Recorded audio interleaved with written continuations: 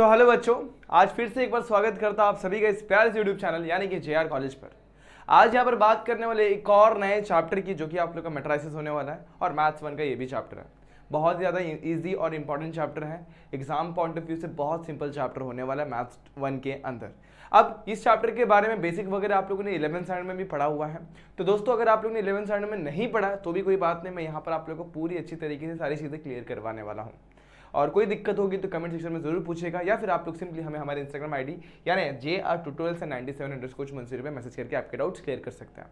तो दोस्तों, होपफुली आप लोग है ना पिछले चैप्टर्स को बहुत अच्छी तरीके से कंप्लीट कर चुके होंगे। अगर आप लोगों ने वो चैप्टर नहीं देखा है, अच्छी तरीके से क्लियर नहीं किया हुआ है, तो प्लेलिस्ट में जाके आप लोग उन सारे चैप्टर्स को पहला चैप्टर को बहुत अच्छी तरीके से पढ़ाई कर सकते हैं। क्योंकि दोस्तों, ये जो हम लोग वीडियो सीरीज लाए हैं मैथ्स 1 का, कॉमर्स का, हमने लोग पिछले साल तक बनाया नहीं था। इस साल हमने स्टार्ट किया आपके डिमांड के ऊपर। दोस्तों, आप लोग जरूर से जरूर आपके प्यार दिखाएं, वीडियो को लाइक करें, शेयर करें, चैनल को सब्सक्राइब करें। मिलते हैं, चलो फटाफट स्टार्ट करते हैं आज का वीडियो। तो आज के वीडियो में हम लोग बात करने वाले टाइप्स ऑफ मैट्रिसेस के ऊपर, मैट्रिसेस कैसे बनाना है, उसके एलिमेंट्स क्या होते हैं, चीज़ें कैसे अपने को देखनी है, सारी चीज़ें यहाँ पर मैं एक्सप्लेन करने वाला हूँ। और अगर फिर भी कोई डाउट हो तो दोस्तों कमेंट सेक्शन में जरूर पूछेगा। स्टार्ट करते हैं, चलो फटाफट से देखते हैं। लेक्चर नंबर 1, 12 मैथ्स कॉमर्स और 12 चल रहा है हमारा एक्सरसाइज नंबर 2.1। पहला ही एक्सरसाइज देखेंगे आज। स्टार्ट करता हूं। तो सबसे पहले डेफिनेशन क्या होता है, तो पहली बात तो ये तो पहले से आप लोगों ने 11 में देखा हो, फिर भी मैं एक बार एक्सप्लेन कर देता हूं। ए rectangular arrangement of m into n, ये मल्टीप्लाई है m into n numbers in m rows and n column enclosed in this bracket is a matrix of m by n। ये क्या बोल दिया सर आपने, कुछ समझ में नहीं आया। तो मतलब क्या, एक मान लो एक डब्बा बनाया, डब्बा चौधरी वाला डब्बा है ना, डब्बा ओके। तो ये डब्बा अपन ने बनाया हुआ है, डब्बे में बहुत सारे एलिमेंट्स भरे हुए हैं। एग्जाम्पल के तौर पर मैंने 12 एलिमेंट्स भरे हुए, 13 एलिमेंट्स भरे हुए। 13 एलिमेंट आप भरोगे तो हो सकता है, पॉसिबल है, कितने भी एलिमेंट्स आप लोग भर सकते हो। अब सीधी बात है, तो मैं एलिमेंट्स भर रहा हूँ, कितने एलिमेंट भरूंगा, m by n, m multiply by, तो यहाँ पर मैंने वही लिखा हुआ है। एग्जाम्पल के तौर पे मेरे रोज जो, अब तो चलो यहाँ पर आप लोग को दिखा देता हूँ। एग्जाम्पल के तौर पे मैंने यहाँ पर रखा हुआ है, यहाँ पर कितने रोज है, 1 2 3। तो यहाँ पर m जो डिनोट करता है, रोज को डिनोट करता है, और कितने कॉलम्स, यहाँ पर 3 कॉलम्स हैं। अब ये रोज एंड कॉलम वेरी कर सकते हैं। इस केस में मैंने 3 और 3 लिए हुए, आप लोग 3 और 2, 3 और 1, और 2 और 3, 4 और 5, कैसा भी मैट्रिसेस आप लोग फॉर्म कर सकते हैं। फिलहाल अपन 3x3 का मैट्रिक्स देख रहे हैं। अब यहाँ पे समझते हैं, तो रेक्टेंगुलर अरेंजमेंट देखो, इसको मैंने रेक्टेंगुलर तरीके से अरेंज किया हुआ है, जिसमें क्या होता है, कितने एलिमेंट्स होते हैं, m इंटू n नंबर्स होते हैं। कितने नंबर्स होंगे, 1 2 3 4 5 6 7 8 9। तो यहाँ पर m की वैल्यू 3 है, n की वैल्यू 3, 3 से 9, तो 9 एलिमेंट्स इसके अंदर भरे हुए हैं। एग्जाम्पल के तौर पर यहाँ पर 2 ही रो होते हैं, 1 2 और कॉलम 3 होते हैं, 1 2 3। तो इसके अंदर कितने एलिमेंट आते हैं, टोटल 6, 2 इंटू 3 6। तो वही यहाँ पर बोला गया, जहाँ पर m डिनोट करता है रो को और n डिनोट करता है कॉलम को। समझ में आया इतना, ठीक है। तो एग्जाम्पल के तौर पर मैं एक और चीज दिखा देता हूं। मान लो एक मैट्रिक्स मैंने यहाँ पर लिखा हुआ है, जिसका नाम मैं अज्यूम करता हूँ B है, जिसमें लिखा 1 2 3 4 5 6 लिखा हुआ है। अब आप लोग यहाँ पर कमेंट सेक्शन में जरूर कमेंट करके बताना इसमें कितने रो है, कितने कॉलम है।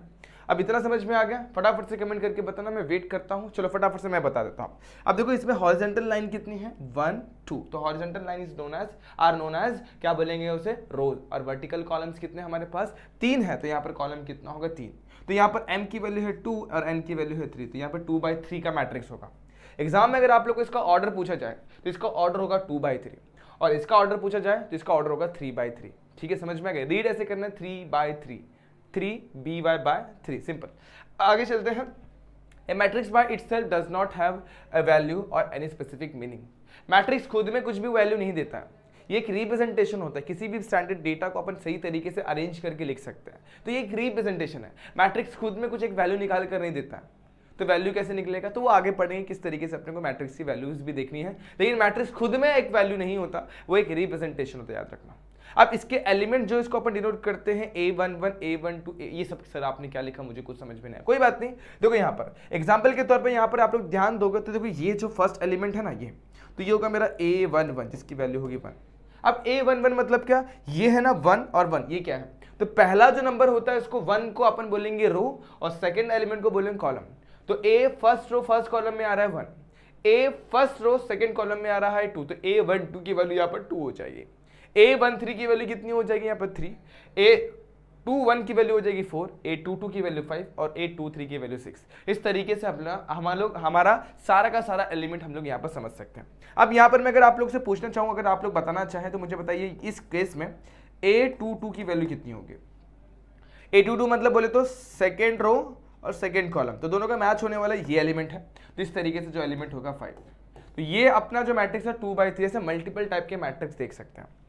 अब यहाँ पर जो आई जो होता है वो डिनोट करता है हमारे ith रो को, मतलब समझ रहे हो, अगर मैं मान लो कि आई की वैल्यू डिनोट करते हैं यहाँ पर 3, तो ये डिनोट करेगा थर्ड रो, और जे डिनोट करता है जेथ कॉलम को, तो यहाँ पर मैं लिख देता हूँ 2, तो ये हो जाएगा A32 third row second column वाला एलिमेंट।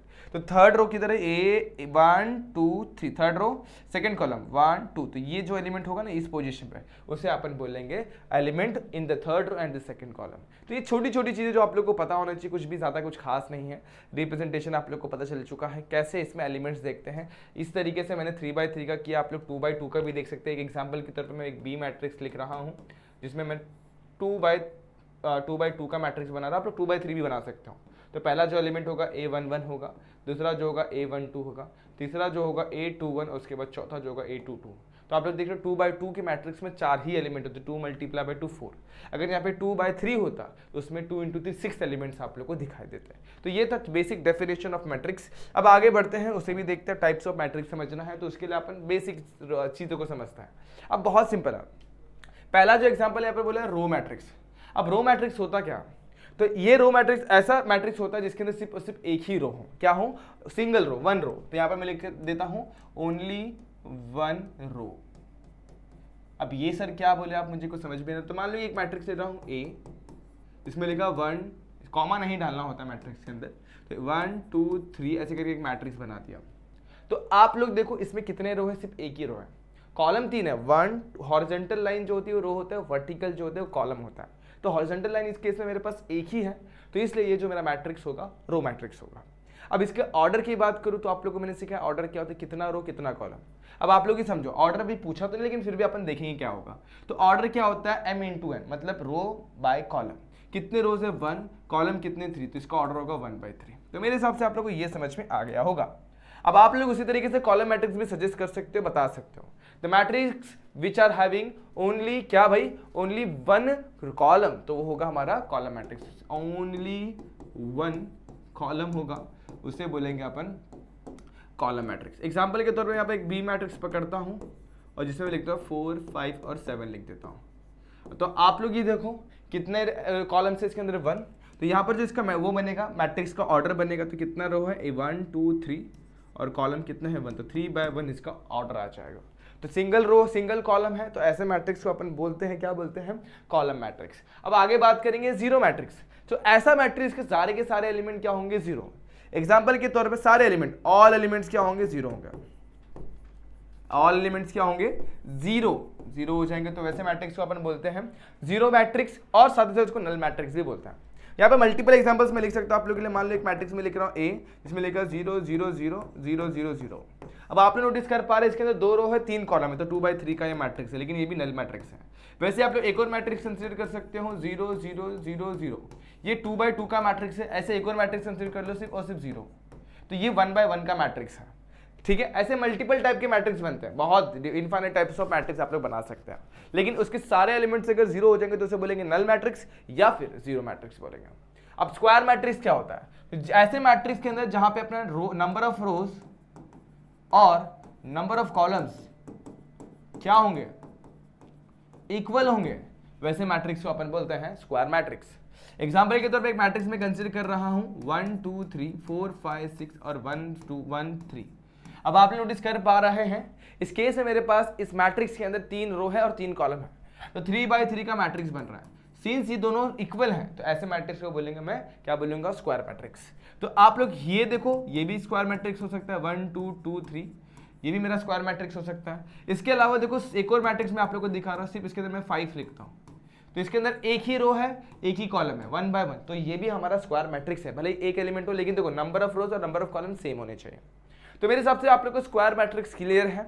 अब बात करते हैं डायगोनल मैट्रिक्स की। अब डायगोनल मैट्रिक्स होता क्या है, तो मैं समझा देता हूं। ऐसा एलिमेंट, ऐसा मैट्रिक्स जिसके सिर्फ डायगोनल में एलिमेंट प्रेजेंट हो, मैट्रिक्स विच कंटेन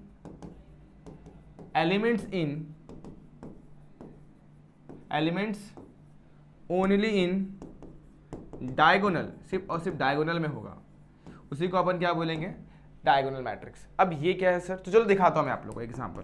तो एक मैट्रिक्स में कंसीडर कर रहा हूं 1 2 3, बाकी सबको मैं 0 0 0 0 0 0 लिख दूंगा। मतलब क्या, एलिमेंट्स जो होंगे वही डायगोनल के ही एलिमेंट होंगे, बाकी सब जीरो हो जाते हैं, एक्सेप्ट डायगोनल एलिमेंट्स वो जीरो हो जाएंगे। सर डायगोनल एलिमेंट होते क्या, तो ये भी तो हो सकता है, तो आपके मन में आ रहा होगा क्या ये भी हो सकता है, तो 1 2 3 0 0 0 ये भी तो डायगोनल हो सकता है कि नहीं हो सकता है, बराबर। देखो first row, second row, third row, तो ये डायगोनल में एलिमेंट क्या है, सिर्फ एलिमेंट प्रेजेंट, बाकी सब जीरो है, तो गलत जवाब, ये हमारा डायगोनल मैट्रिक्स नहीं होता। तो डायगोनल मैट्रिक्स क्या होगा, जहां पे नंबर ऑफ रोज और नंबर ऑफ कॉलम इक्वल होंगे। एग्जांपल के तौर पे ये देखूंगा तो A1 की वैल्यू 1 है, A2 की वैल्यू 2 है, और A3 की वैल्यू क्या है, यहाँ पर 3 है, बाकी सब जीरो। मतलब जहां पे सेम सेम सेम सेम होगा उसी को अपन डायगोनल एलिमेंट्स बोलते हैं। तो यहाँ पर A11 A22 A33 जो होगा डायगोनल एलिमेंट होगा, A13 तो नहीं होगा और A31 भी नहीं होगा, तो मेरे हिसाब से ये तो नहीं होंगे। तो आप लोगों को ये बताना था, सिर्फ लेफ्ट से राइट की तरफ जो लाइन ड्रॉ करोगे वही डायगोनल एलिमेंट्स होंगे, अगर वो जीरो है तो मतलब क्या है, वो डायगोनल मैट्रिक्स है। अब आते हैं स्केलर मैट्रिक्स पर। तो स्केलर मैट्रिक्स क्या होता है, एक तो डायगोनल मैट्रिक्स होता है। मतलब क्या, स्केलर मैट्रिक्स को डिफाइन करना है तो आप लोग को पहले डिफाइन करना पड़ेगा कि हमारा जो गिवन मैट्रिक्स है वो डायगोनल मैट्रिक्स है। और ऐसा डायगोनल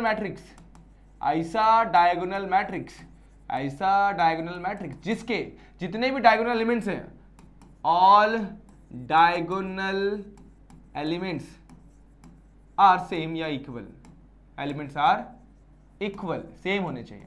कैसे, चलो देखते हैं। यहाँ पर इक्वल लिख देता हूं। यहाँ पर एग्जाम्पल के तौर में एक मैट्रिक्स लिख रहा हूं 5 5 5, बाकी सबको 0 0 0 कर दिया, तो ये मेरा मैट्रिक्स जो होगा वो होगा मेरा स्केलर मैट्रिक्स। एक और एग्जाम्पल लिखता हूं 2 2 0 0 हो जाएगा, बाकी ये भी मेरा square matrix, sorry scalar matrix है। एक और मैट्रिक्स लिखता हूं C, तो ये भी मेरा क्या है, स्केलर मैट्रिक्स ही है। अब बात करते हैं unit matrix and identity matrix. तो सिंपल सी बात है, ऐसा स्केलर मैट्रिक्स, हिंदी में लिखूं तो ऐसा स्केलर मैट्रिक्स जिसके डायगोनल एलिमेंट जो है ना, डायगोनल एलिमेंट्स जो होंगे, जिसके डायगोनल एलिमेंट्स क्या होंगे, जिसके डायगोनल एलिमेंट्स होंगे वो क्या होंगे, सिर्फ और सिर्फ 1 होंगे, यूनिट होंगे, 1 होंगे। तो ऐसे मैट्रिक्स को बोलते हैं डायगोनल एलिमेंट्स आर 1, जिसके डायगोनल एलिमेंट क्या होंगे, 1। तो चलो देखते हैं फटाफट से। तो मान लो एक मैट्रिक्स में कंसीडर कर रहा हूँ 1 1 1, बाकी सबको मैं 0 0 लिखता हूँ, तो ये मेरा मैट्रिक्स होगा यूनिट मैट्रिक्स। इसको यूनिट मैट्रिक्स को आइडेंटिटी मैट्रिक्स भी बोलता है। आगे चलो एक और मैट्रिक्स पकड़ रहा हूँ, यहाँ पे लिखता हूँ 1 1 0 0, ये भी मेरा आइडेंटिटी मैट्रिक्स ही होगा। आगे बढ़ते हैं, C एक और लिख रहा हूँ, सिर्फ 1 लिखता हूँ, तो ये भी मेरा आइडेंटिटी मैट्रिक्स ही होगा। मेरे हिसाब से आप लोग को ये समझ में आ गया। अब क्या, तो अपर ट्रायंगुलर मैट्रिक्स के ऊपर भी चलते हैं और लोअर ट्रायंगुलर मैट्रिक्स के ऊपर भी चलता है। मान लो कि एक ऐसा मैट्रिक्स है जिसके अगर मैं डायगोनल एलिमेंट्स लिख लेता हूँ पहले तो 1 2 3 लिख लिया, तो जिसके डायगोनल एलिमेंट के ऊपर वाले एलिमेंट्स ही प्रेजेंट है, बाकी सब 0 है। तो यहाँ पर मान लो कि 4 4 5 और 6 ऐसे कुछ तो भी नंबर लिखे, बाकी सब क्या है, 0 है। तो ऐसे मैट्रिक्स को बोलेंगे अपर ट्रायंगुलर मैट्रिक्स। मतलब क्या, ऐसे डायगोनल मैट्रिक्स जिसके सिर्फ और सिर्फ डायगोनल के ऊपर वाले एलिमेंट प्रेजेंट है, वैसे मैट्रिक्स को बोलेंगे अपर ट्रायंगुलर मैट्रिक्स। और लोअर ट्रायंगुलर उसी का उल्टा, मान लो कि एक मैट्रिक्स है जिसके मैंने डायगोनल एलिमेंट्स लिख दिए 5 7 9 लिख दिए, उसके सिर्फ और सिर्फ नीचे वाले एलिमेंट प्रेजेंट है, बाकी सब क्या है, 0 है। तो ऐसे मैट्रिक्स को अपन बोलेंगे लोअर ट्रायंगुलर मैट्रिक्स। तो अपन नेगेटिव नंबर्स भी डाल सकते हैं, मैंने कभी नेगेटिव नंबर अब तक डाले नहीं, लेकिन मेरे को भी याद है तो नेगेटिव नंबर मैंने भी डाल दिया। तो मेरे सबसे सारी चीजें क्लियर है। अब बात करते हैं सबसे इंपॉर्टेंट चीज, डिटरमिनेंट ऑफ मैट्रिक्स, जो कि आप लोगों ने ना स्टैंडर्ड 10th जहां पे आप लोगों ने क्रैमर्स रूल अप्लाई किया वहां पे आपने सीखा हुआ है। तो डिटरमिनेंट होता क्या है, तो पहली बात तो मैट्रिक्स ए दिया, इसका डिटरमिनेंट निकालना है। तो सबसे पहले इसको ना आप लोग को एक स्ट्रेट लाइन के अंदर लिखना पड़ेगा। लिखने के बाद अपन क्या करते हैं, इसको सिंप्लीफाई करते हैं। वो कैसे, तो इसको भी अपन स्ट्रेट लाइन के अंदर लिख लेते हैं, जो कि आप लोग को पता कैसे सॉल्व होगा। ये मल्टीप्लाई होगा इसके साथ, ये मल्टीप्लाई होगा उसके साथ, दोनों के बीच में माइनस। तो 5 2 10, 4 3 12, सब्ट्रैक्ट करेंगे तो आंसर विल बी -2। तो मेरे हिसाब से ये भी आप लोगों को समझ में आ गया। सेम यहाँ पर भी अपन कर सकते हैं, लेकिन यहाँ पे 3/3 को सर कैसे सॉल्व करें। तो सबसे पहले अपन ये करेंगे, यहाँ पर सबसे पहले अपन ये करते हैं कि इसको मैट्रिक्स को डिटरमिनेंट के फॉर्म में लिख लेते हैं। बिना लिखे नहीं चलता दोस्तों, अगर आप लोगों ने बॉक्स बना के रखा तो आप लोग का मार्क्स काट दिया जाएगा एग्जाम के अंदर, तो चीज का ध्यान रखना। स्ट्रेट लाइन मतलब होता है डिटरमिनेंट, और स्क्वायर ब्रैकेट जैसा दिखाई देगा तो उसे बोलते हैं अपन मैट्रिक्स। अब इसे कैसे सॉल्व करना है, बड़ा ही सिंपल है। देखो यहाँ पर बहुत सही तरीके से मैं बताने वाला हूँ। नोटिस करना मैं क्या करने जा रहा हूँ। सबसे पहले मैं अपन 1 को पकड़ेंगे, किसको पकड़ेंगे 1 को। तो 1 को पकड़ेंगे तो उसका रो और उसका कॉलम छोड़ देना है। तो ये मैंने रो छोड़ा, ये मैंने कॉलम छोड़ा, तो क्या बच गया 7591 बच गया। तो बस वही करना है, क्या लिखना है यहाँ पर 7591 को यहाँ पर मैट्रिक्स में लिखना है 7591 को, लेकिन 1 को पकड़ा था इसलिए यहाँ पर 1 आएगा। ये समझ में आ गया। उसके बाद अपन पकड़ेंगे 2 को, किसको पकड़ेंगे अपन 2 को। चलो यहाँ पर इसको पकड़ लेता फटाफट से, इसको थोड़ा मूव करना पड़ेगा। 2 को यहाँ पर पकड़ा मैंने। अब जब मैं 2 को पकड़ूंगा तो 2 का रो और 2 का कॉलम मुझे छोड़ना पड़ेगा। तो यहाँ पर मैं 2 को पकड़ लेता फटाफट से, 2 यहाँ पर मैं लिखता हूँ,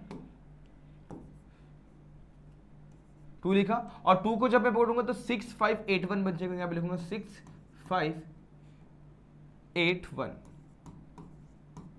अब उसके बाद लास्ट 3 को पकड़ूंगा, लास्ट में 3 है ना, सिर्फ 3 को पकड़ लेंगे फटाफट से। इसको यहाँ पे मूव किया, इसको यहाँ पे मूव किया, तो 3 को पकड़ूंगा तो यहाँ पर 3 लिखता हूँ सबसे पहले। तो 3 को पकड़ेंगे तो क्या आएगा 6789। तो यहाँ पे लिखो 6789। अब क्या, तो यहाँ पर सिंबल्स डालना रह गया बस। तो पहला जो होगा 1, जो सबसे पहला एलिमेंट होगा प्लस में होगा, सेकंड वाला जो माइनस में होगा, थर्ड वाला जो होगा वो प्लस में होगा। याद रखना प्लस माइनस प्लस। अब सिंप्लीफाई करने आपको आता है, तो 1 से किसी को मल्टीप्लाई करो सेम है तो फिर भी लिख लेता हूँ। 7 1 7, 9 5 45 यहाँ पर हो जाएगा। आगे -2 को वैसे रखता हूँ यहाँ पर, 6 1 6, 8 5 40 हो जाएगा। आगे +3, 6 9 कितना होता है 6 9 9 6 54, 8 7 56, ये आ जाएगा। बस इसे सिंप्लीफाई करना, you will get your solution. कैसे, इसको सब्ट्रैक्ट करूंगा तो यहाँ पर कितना मिलेगा 45 - 7 करेंगे मिलेगा 38 विद नेगेटिव साइन। यहाँ पे चलेंगे -40, देखो 40 में से 6 माइनस कर दोगे तो कितना बचेगा 32 33 34 34 बचेगा। 34 को 2 से मल्टीप्लाई करोगे तो माइनस माइनस प्लस हो जाएगा। 32 मल्टीप्लाई बाय 2 इज व्हाट 64, ये हो जाएगा, सॉरी 68। 34 multiply by 2 is 68। आगे बढ़ेंगे, 3 को मल्टीप्लाई करेंगे सब्ट्रैक्शन से, मतलब 54 - 56 कितना होगा -2 मतलब 3 × -2 -6 हो जाएगा। अब क्या करेंगे, जैसा आपको सही लगे, पहले नेगेटिव नंबर को ऐड कर लो फिर सब्ट्रैक्ट करो, जैसा आपको सही लगे। मैं पहले इन दोनों को सॉल्व करता हूँ फिर उसको भी सब्ट्रैक्ट कर दूंगा। तो 68 में से 38 जाएगा तो बचता है 30, और 30 में से 6 जाएगा तो बचेगा 30 में से 6 जाएगा तो बचेगा 30 30 24।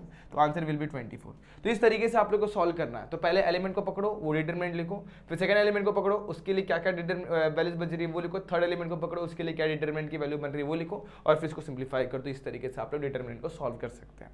तो ये था बहुत ही सिंपल तरीके से डिटरमिनेंट फाइंड करने का एक तरीका जो कि आप लोग ने यहाँ पर सीखा हुआ है। ठीक है, अब बात करते हैं अपन इसके और चीजों के बारे में, इसका एप्लीकेशन कहाँ पर है। तो मान लो कि एक मैट्रिक्स दिया हुआ है जिसका आप लोग को डिटरमिनेंट निकालने बोला हुआ है, और मैट्रिक्स का डिटरमिनेंट मैंने सपोज निकाला और इसकी वैल्यू 0 आ गई। जैसे यहाँ पर मुझे एक केस में मिला है वैल्यू -2 मिला, यहाँ पर 24 मिला है। ऐसा भी केस बन सकता है कि मुझे डिटरमिनेंट की वैल्यू क्या मिल जाए 0 मिल जाए, और ऐसे मैट्रिक्स को मैं बोलूंगा भाई क्या बोलूंगा, उससे मैट्रिक्स को मैं बोलूंगा क्या है वो सिंगुलर मैट्रिक्स है। तो मतलब मैट्रिक्स ए जो होगा वो होगा सिंगुलर मैट्रिक्स। ठीक है, तो नॉन सिंगुलर क्या है, तो ऐसे डिटरमिनेंट मैंने फाइंड आउट किया, अगर नॉट इक्वल टू 0 मिला तो ए जो मेरा मैट्रिक्स होगा वो क्या होगा नॉन सिंगुलर मैट्रिक्स होगा। तो डिटरमिनेंट का फंडा ये है। तो इस तरीके से अपन डिटरमिनेंट को समझ सकते हैं। तो मैंने बहुत सारी चीज़ें आप लोगों को बताई, स्टार्टिंग से मैं एक बार फिर से रिवाइज कर देता हूँ। पहले मैंने आप लोग को मैट्रिक्स का डेफिनेशन बताया। मैट्रिक्स क्या होता है, एक रेक्टेंगुलर अरेंजमेंट सारे एलिमेंट्स का होता है जिसमें अपने m रोज और n कॉलम्स होते हैं। उसी के साथ साथ इसको रिप्रेजेंट करते हैं अपन एलिमेंट्स को a i j के फॉर्म में, जहाँ पे i जो होता है ith रो होता है, j जो होता है jth कॉलम होता है।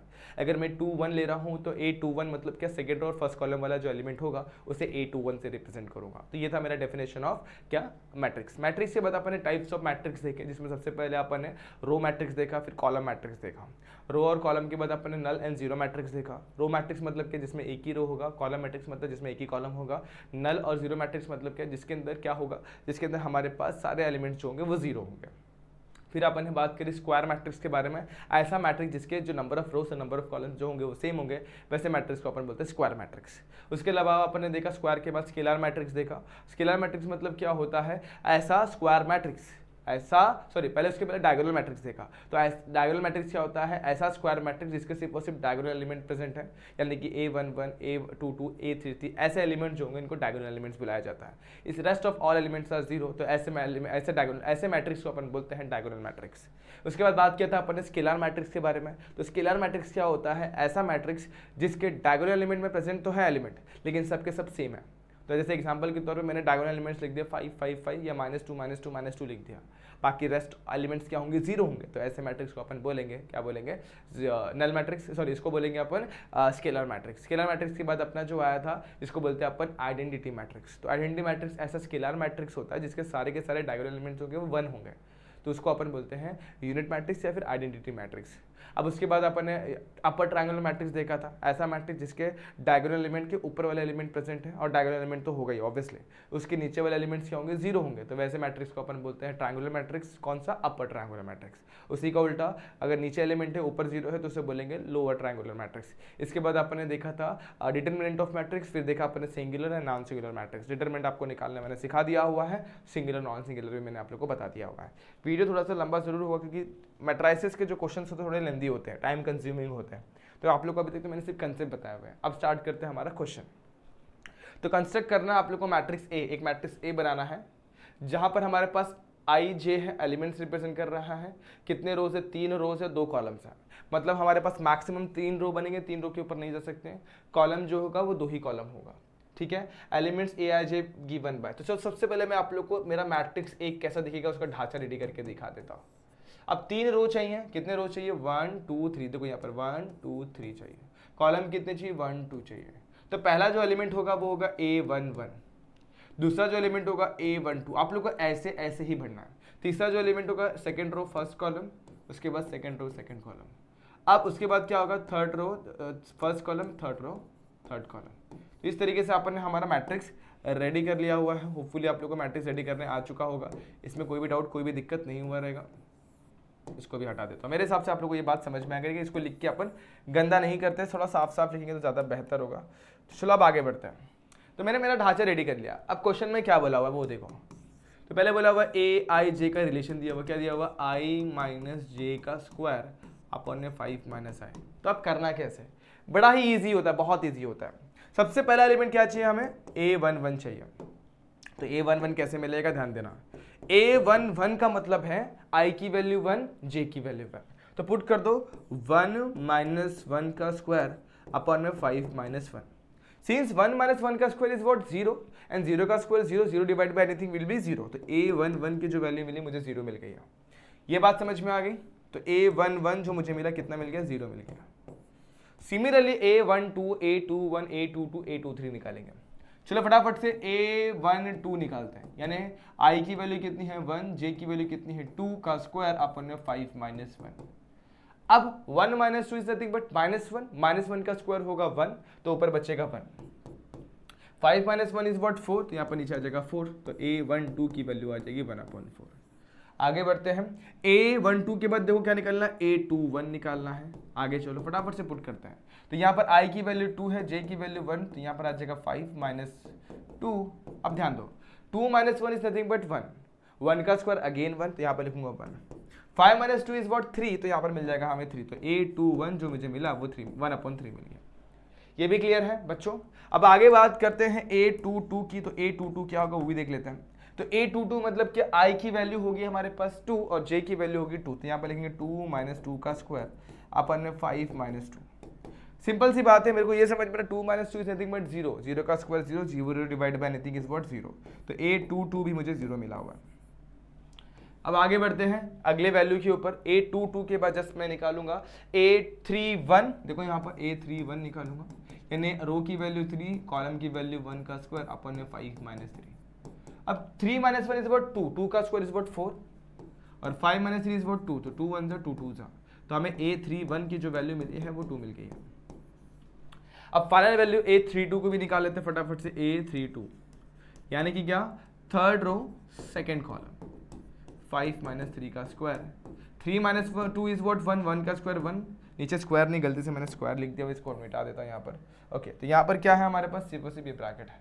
तो 5 माइनस 3 की वैल्यू कितनी हो जाएगी 2, तो आंसर विल बी 1/2। तो A32 की वैल्यू मिली 1/2।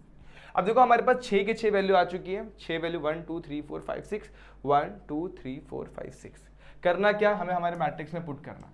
मैट्रिक्स क्या हमारा, जो भी हम लोग ने लिखा हुआ A11, A12, A21, A22, A31 and A32। तो A11 की वैल्यू 0 है, A12 की वैल्यू हमारे पास 1/4 है, इसकी वैल्यू 1/3 है, इसकी वैल्यू अगेन 0 है, इसकी वैल्यू 2 है, और यहाँ पे हमारे पास वैल्यू जो है 1/2 है। This is what your matrix A. जैसे आप लोग ने पहले क्वेश्चन को सॉल्व किया, सेकेंड क्वेश्चन भी सिमिलर वे में करेंगे, थर्ड क्वेश्चन भी आप लोग सिमिलर वे में ही करेंगे। कोई डाउट, कोई दिक्कत वाली बात है क्या बच्चों? समझ में आया? सिंपल था, ये आप लोग का आंसर है। एग्जाम में भी आप लोग को ऐसे ही करना है। होपफुली आप लोग बहुत ही इजी वे में इस क्वेश्चन को सॉल्व कर सकते हैं और ऑब्वियसली करेंगे भी। तो ये था आप लोग का पहला क्वेश्चन जो कि आप लोग बहुत इजी तरीके से कर चुके हैं। बढ़ते हैं नेक्स्ट क्वेश्चन पर, यानी क्वेश्चन नंबर 2 पर। Classify the following matrices as row, column, square. उसके बाद diagonal, scalar, unit, upper triangular and lower triangular matrix में क्लासिफाई करना है। तो यहाँ पर मैंने पहले स्लाइड में अपने 4 क्वेश्चन रखे, नेक्स्ट स्लाइड में 2 क्वेश्चन रखे हुए हैं। इसको डिवाइड कर देते हैं अपन 4 पार्ट में, ताकि आप लोग को आंसर लिखने में आसानी हो जाए। पहला क्वेश्चन यहाँ पर क्या दिया हुआ देखो, हम लोग को सबसे पहले बोला हुआ है 3 - 2 4 0 0 -5 0 0 0। देख के ये समझ में आ रही कैसा मैट्रिक्स है? क्या ये जो मैट्रिक्स है, क्या ये जो मैट्रिक्स है इसे हम लोग बोल सकते हैं कि ये हमारा स्क्वायर मैट्रिक्स है? क्योंकि देखो number of rows and number of column equal है। जब number of row, number of column equal है तो पहली चीज जो होगी ये होगा स्क्वायर मैट्रिक्स होगा, स्क्वायर मैट्रिक्स होगा। ठीक है? क्या इसके सिर्फ और सिर्फ डायगोनल में एलिमेंट प्रेजेंट है? बिल्कुल नहीं, डायगोनल के अलावा भी एलिमेंट प्रेजेंट है, तो इसको मैं डायगोनल मैट्रिक्स भी नहीं बोल सकता हूँ। रो मैट्रिक्स तो होने से रहा, कॉलम मैट्रिक्स भी नहीं होगा। मैं सबसे पहले स्क्वायर मैट्रिक्स लिख चुका, डायगोनल खत्म। स्केलर मतलब क्या होता है? ऐसा डायगोनल मैट्रिक्स जिसके सिर्फ और सिर्फ डायगोनल में प्रेजेंट हो और सारे एलिमेंट सेम हो। बिल्कुल भी नहीं है। अब यहाँ पर अपर एंड लोअर ट्रायंगुलर की बात करते हैं। क्या डायगोनल एलिमेंट्स के सिर्फ और सिर्फ ऊपर एलिमेंट प्रेजेंट है, नीचे वाले 0 है? हाँ बिल्कुल। तो इसे बोलेंगे अपन अपर ट्रायंगुलर मैट्रिक्स। मैंने शॉर्ट में लिखा, आप लोग फुल फॉर्म में लिखना। तो ये भी बहुत ही सिंपल क्वेश्चन था जो कि आप लोग यहाँ पर कर सकते हैं। इसके अलावा ये कुछ भी नहीं होगा।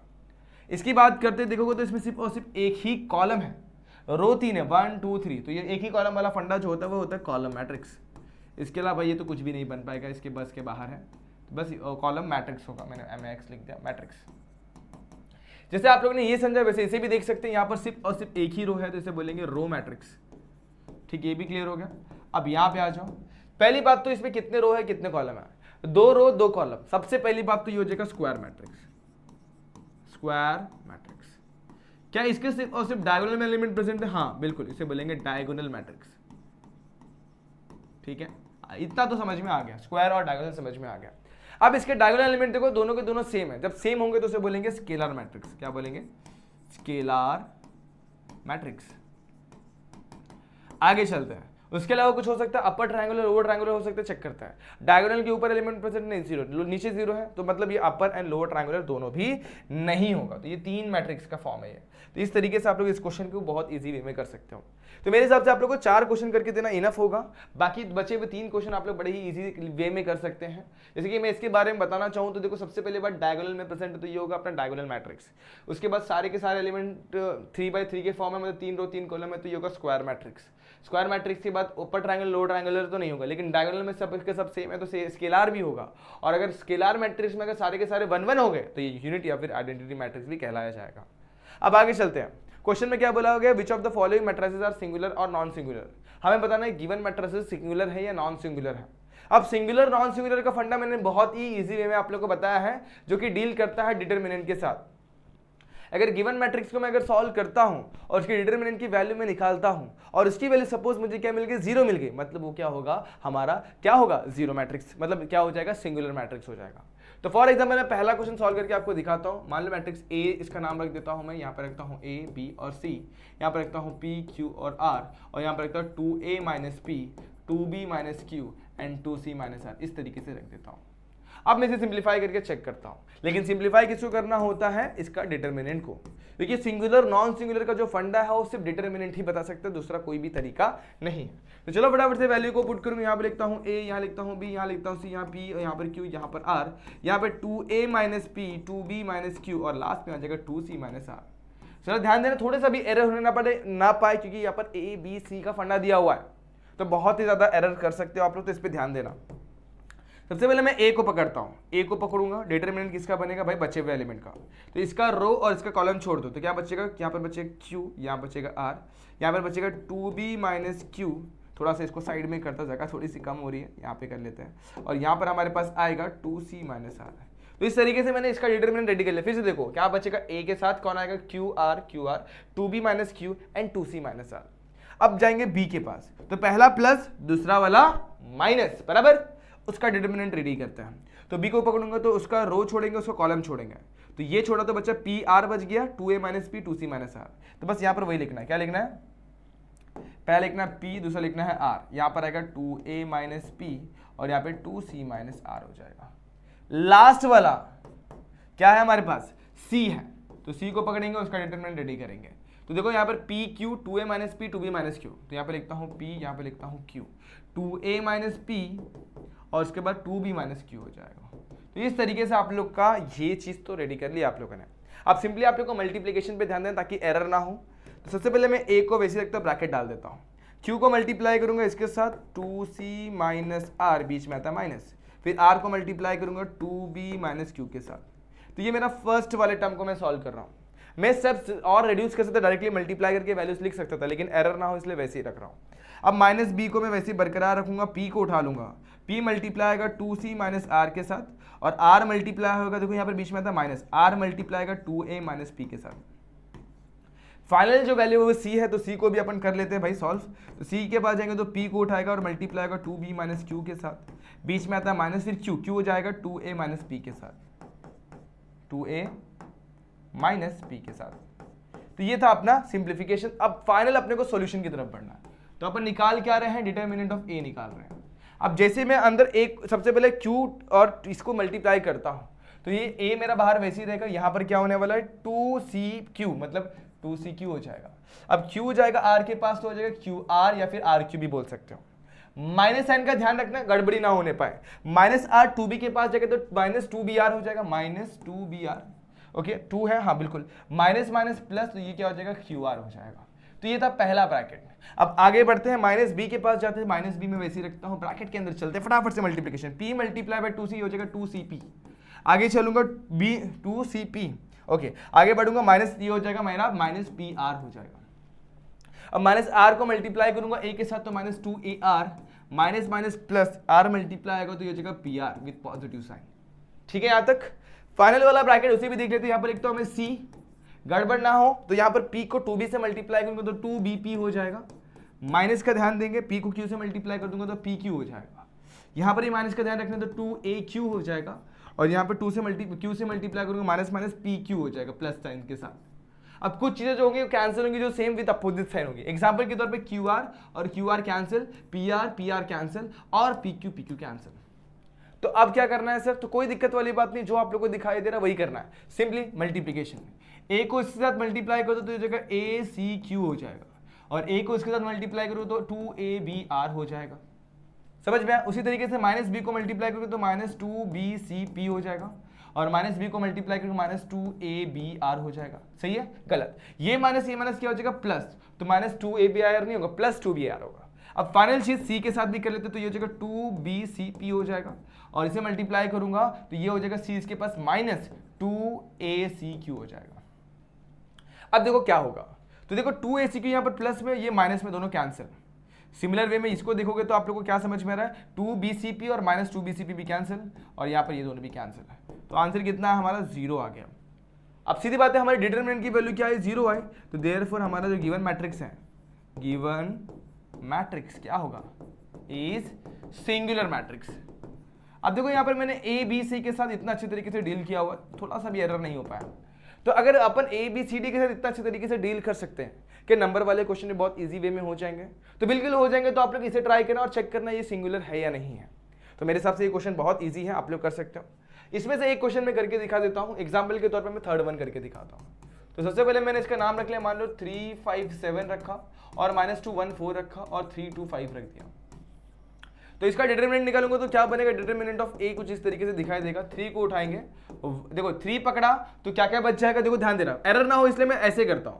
इसको पकड़ूंगा तो 1425 बचेगा। मिडिल नंबर लिखते वक्त माइनस साइन डालना होता है, मैंने आप लोगों को पता है, पहला प्लस फिर माइनस। उसके डिटरमिनेंट क्या बनेगा, -2435, और फाइनल 7 के साथ चलेंगे तो -21 3 और 2, -21 3 एंड 2। देख लो एक बार, पहला आएगा 1425, सही है, दूसरा आएगा -2435, और -2 1 3 2 -2 परफेक्ट। अब इसको सिंप्लीफाई करते हैं, तो 3 को पकड़ूंगा, ब्रैकेट मल्टीप्लाई, 5 1 5 2 4 8 आ गए, -5 वैसे ही 5 2 10 विद नेगेटिव साइन, 3 4 12 यहाँ पर आ जाएंगे, +7 -4 और यहाँ पे 3 1 3। ठीक है, यहाँ तक सही है, यहाँ तक परफेक्ट। देख लो एक बार फिर से, 3 को पकड़ा, 5 1 5 2 4 8 -5 वैसे, 5 2 10 3 4 12 यहाँ पे परफेक्ट, 7 वैसे रखा, 2 2 -4 हो जाएगा और यहाँ पे 3 1 3 बीच में माइनस ही आता है। अब यहाँ पर क्या होगा, तो 5 में से 8 जाएगा तो बचेगा -3 और 3 3 9 विद नेगेटिव साइन।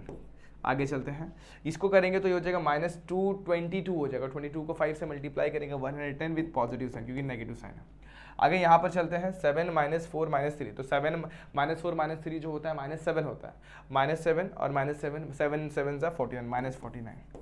ठीक है, अब मैं ज़रा इनको सब्ट्रैक्ट करता हूँ, तो 110 में से अगर मैं इसको ऐड करता हूँ तो ये हो जाएगा 58 विद नेगेटिव साइन, और 58 को अगर मैं माइनस करता हूँ तो बचेगा मेरे पास 52। तो आप लोग देखोगे which is not equal to 0, therefore given matrix is non singular, given matrix is non singular. इस तरीके से आप लोग इस क्वेश्चन को सॉल्व कर सकते हो।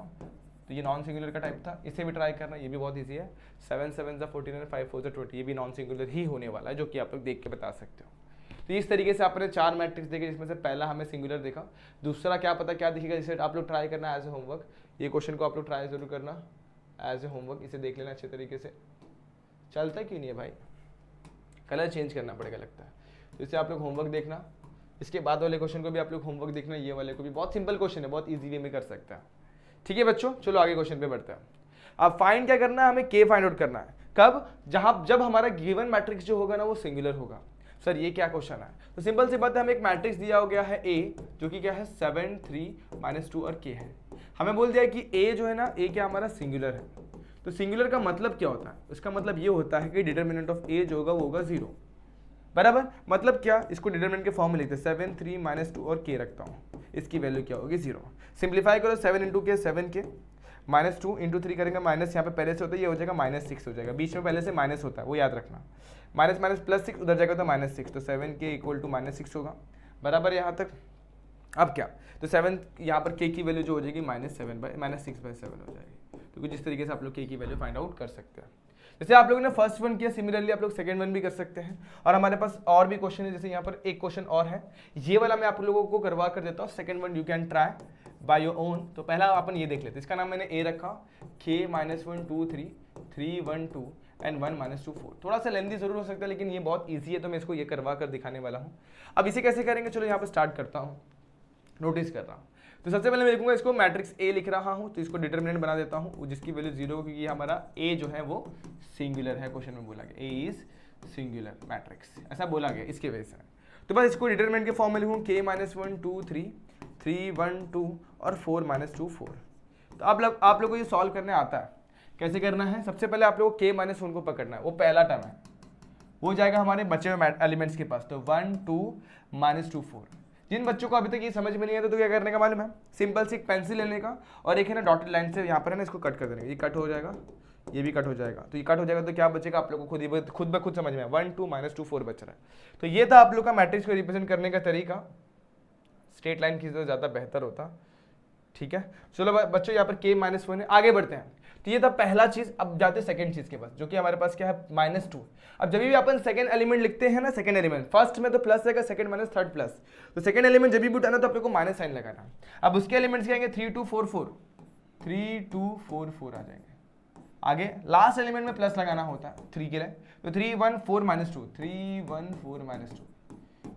सिंप्लीफाई करना है, k -1 को मैं वैसे ही रखता हूँ ब्रैकेट के अंदर, और यहाँ पर आगे इसको सिंप्लीफाई, 4 1 4 और -2 2 4 with negative sign, minus minus plus 4 हो जाएगा। 4 3 12 4 2 8 3 2 -6 हो जाएगा, और यहाँ पर मिलेगा -4। ये 4 + 4 हो जाएगा 8, तो k -1 यहाँ पर हमें मिलेगा 8। आगे बढ़ते हैं, ये क्या हमारे पास 2 है, तो 2 से 12 - 8 कितना होता है, 4 4 2 8 विद नेगेटिव साइन। आगे ये कितना हो जाएगा -10 मल्टीप्लाई बाय 3 -30। इसको वैसे ही रखता हूँ, ये इधर जाएगा क्योंकि ये -1 मेरा वैसे ही 8 मल्टीप्लाई वैसे ही रखता हूँ, इसको करता हूँ 38 कर देता हूँ। सही है यहाँ तक।